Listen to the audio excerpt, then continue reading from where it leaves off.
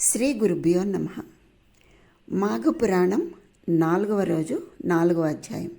శుక్లాంబరధరం విష్ణుం శశివర్ణం చతుర్భుజం ప్రసన్నమదనం ధ్యాయేత్ సర్వవిఘ్నోపశాంతయే. ఈ అధ్యాయంలో మనకి సుమిత్రుని కథని తెలియచేశారు. పార్వతీదేవి శివుని మాటలను విని, స్వామి, మరి గురుకన్యా సంగమం చేసినటువంటి ఆ సుమిత్రుడు సుదేవుని శిష్యుడు, అతడేమయ్యాడు? వాని వృత్తాంతాన్ని తెలుసుకోవాలనుకుంటున్నాను. దయ ఉంచి దానిని వివరించండి అని కోరగా శివుడు ఈ విధంగా పలికాడు. పార్వతి, సరియైన ప్రశ్నను అడిగితివి, విను. సుదేవుని శిష్యుడును తాను చేసిన గురుపుత్రికా సంగమమునకు పశ్చాత్తాపడ్డాడు. చనిపోదునని గురుపుత్రిక బెదిరించటం వలన భయపడి ఆమెతో వ్యభిచరించితినని అతడు బాధపడుతూ ఉన్నాడు. తుదకు తనలోని బాధను భరించలేక గురువు వద్దకు వచ్చి నమస్కరించి ఈ విధంగా పలికాడు. గురువర్య, పూర్వము నేను మీ వద్ద చదువుచూ ఉన్నప్పుడు ఒకనాడు సమిధలు మొదలగు వాటిని తీసుకుని రావడానికి అడవికి మీ ఆజ్ఞ వలన వెళ్ళాను. మీ కుమార్తెయు బంతితో ఆడుకొంచు నాతో మీరు చూస్తూ ఉండగానే అడవికి వచ్చింది. అక్కడ నిర్జనమైన ఏకాంత మనోహర ప్రదేశంలో నన్ను తన కోరిక తీర్చవలసిందిగా బలవంత పెట్టినది. నేనందుకు అంగీకరించలేదు. అప్పుడు ఆమె, ఓయి, నీవు నా మాట విని నన్ను కూడనిచో నేనిచట నా ప్రాణములను విడిచెదను, అనగా బలవంతముగా ఆత్మహత్య చేసుకొందును. నేను లేకుండా నువ్వు ఇంటికి వెళ్ళినట్లయితే నా తండ్రి నా కుమార్తె ఎక్కడని అడిగినా నీవేమని చెప్పగలవు? నీ గురువైన నా తండ్రి నా యందలి ప్రేమచే నిన్ను తప్పక శపించును. మూర్ఖుడా, ఇప్పటికైనను నన్ను పొంది సుఖించుము. నన్ను వేగముగా కౌగిలించుకొనుము. రమ్ము, నా కోరికను తీర్చుమని అనేక విధములుగా నిర్బంధించినది. నేనును మీ శాపమునకు భయపడి అరణ్యమున నీ పుత్రికతో రమించి ఆమె కోరికను తీర్చితిని. ఆ తరువాత ఈ విషయమును మీకు చెప్పుటకు భయపడుతుని. మీ కుమార్తె చేసిన ద్రోహం వలన నేను పాపమును పొందితిని. దయవుంచి క్షమించి ఈ పాపమునకు ప్రాయశ్చిత్తమును బోధించండి అని ప్రార్థించాడు. సుమిత్రుని మాటలని సుదేవుడు కొంతసేపు విచారించి ఈ విధంగా పలికాడు. ఓయి, నీవు ఇతరుల ఒత్తిడికి లోనై చేసిన పాపమునకు ప్రాయశ్చిత్తము అడుగుతున్నావు. విను. అన్ని నదులలో మిక్కిలి ఉత్తమమైన నది అయిన గంగా తీరమునకు పోయి 12 సంవత్సరముల పాటు తపమాచరించుము. అదే నీకు తగిన ప్రాయశ్చిత్తమని పలికాడు. శిష్యుడైన సుమిత్రుడు గురువు చెప్పిన ఉపదేశమును పాటించి గంగా తీరమునకు ప్రయాణమయ్యాడు.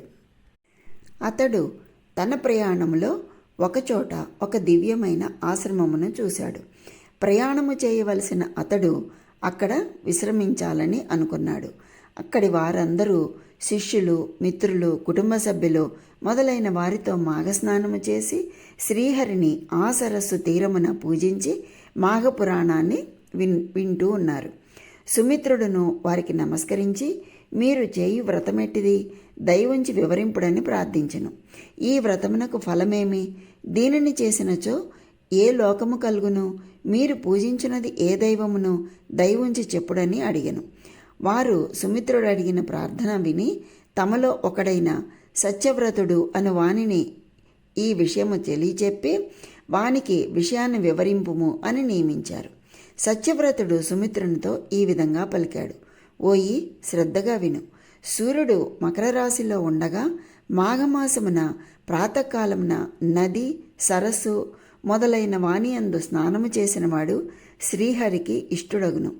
ఈ విధంగా మాఘమున ప్రాతకాల స్నానము చేసి తీరమున శ్రీహరిని అర్చించి శ్రీహరి మహిమను వివరించు పురాణమును వింటూ మాఘమాసమంతా గడుపుట పుణ్యప్రదమైన వ్రతము. మాఘమాసము చెయ్యనివాడు, సత్య శౌచములను విడిచినవాడు, పరులను నిందించువాడు, బ్రహ్మహత్య చేసిన వానితో సమానులు.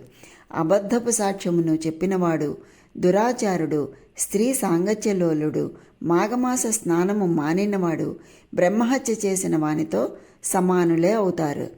తోటలను కూల్చినవాడు, కన్యలను అశ్వములను అమ్మినవాడు, చెరువుగట్టును తెగగొట్టినవాడు, పరస్త్రీ సాంగత్యము కలవాడు, దేవద్రవ్యము అపహరించువాడు, తానిచ్చిన దానినే దొంగిలించువాడు, మద్యపాన లోలుడు, ఆడిన మాటలను తప్పినవాడు, పెద్దలను దేవతలను బ్రాహ్మణులను ద్వేషించువాడు, దేవునికి నివేదన చేయని అన్నమును తినువాడు, పితృశేషాన్న భోజనుడు, సోదరుని భార్యతో రమించువాడు, అసత్య భాషణుడు, భుజించుచు అపవిత్రుల మాటలను వినువాడు, పురాణ శ్రవణమును వివాహాది శుభకార్యములను పాడుచేయువాడు, తల్లిదండ్రులను ద్వేషించువాడు, వీరందరూ పాపాత్ములే సుమా.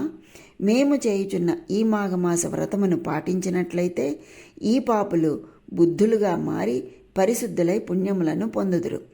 మాఘస్నానము చేసి తీరమున తులసి దళములతో మాధవుని అర్చించిన వాని పుణ్యము అమితమైనది సుమా. వ్రతాంతమున చేయు అన్నదానము శుభఫలప్రదము. ఈ వ్రతము ఆచరించిన వానికి పునర్జన్మ ఉండదు అని సత్యవ్రతుడు మాఘమాస స్నాన వ్రత ఫలమును అనేక విధములుగా వివరించెను. సుమిత్రుడును వారికి తాను చేసిన పాపమును గురువు చెప్పిన ప్రాయశ్చిత్తమును వివరించెను. అప్పుడు వారు మాఘస్నానమును 3 దినములు చేసిన సర్వపాపములు నశించును. కావున ఈ మాసమున ఇంకనూ 3 దినములు మిగిలి ఉన్నది. ఈ 3 దినములను మాఘస్నానం ఆచరించి ప్రాయశ్చిత్తముగా గంగా తీరమున తపము చేయమని సుమిత్రునకు హితము పలికిరి. సుమిత్రుడును వారి మాట ప్రకారము మాఘమాసము చివరిలో మిగిలిన 3 దినములను మాఘస్నానమును చేసి గంగాతీరమునకు పోయి ప్రాయశ్చిత్త తపమును ప్రారంభించెను. నిశ్చలమైన అతని తపము తీవ్రమై వర్ణింపరాని తీరులో ఉండెను. ఈ విధముగా 12 సంవత్సరములు గడిచాయి. అయినను మానక అతడిట్లు తపము ఆచరించుచు చక్రపాణియగు శ్రీహరి కృపా విశేషమును పొంది అనుగృహీతుడై మాఘస్నాన ప్రభావముచే గంగాతీర తపశ్చర్యచే కేవల ప్రాయశ్చిత్తమునే కాక మోక్షమును కూడా పొందెను. పార్వతి, నీవడిగిన సుదేవ శిష్యుడగు సుమిత్రుని వృత్తాంతమును పూర్తిగా చెప్పితిని. సుమిత్రుని పాప వినాశనమును పుణ్యప్రాప్తిని వివరించు ఈ కథను మాఘస్నానము చేసిన వాడు శ్రీహరి పూజానంతరము ఒక్కసారి చదివినను వైకుంఠమును చేరును. వాని పితృదేవతలను తమ పాపములను పోగొట్టుకొని వైకుంఠమును పొందుదురు. చందోవిహీనమైన మంత్రము, ఓంకారము లేని తపస్సు, మాఘస్నాన పూజాదులు లేని ధర్మాచరణ వ్యర్థములు సుమా అని శివుడు పార్వతికి వివరించెను. ఇది స్కాంద పురాణాంతర్గతమైన మాఘ పురాణంలోని 4వ అధ్యాయం సంపూర్ణం. ఆ శ్రీహరి యొక్క కరుణా కటాక్ష వీక్షణాలు అందరిపై ప్రసరించాలని కోరుకుంటూ స్వస్తి.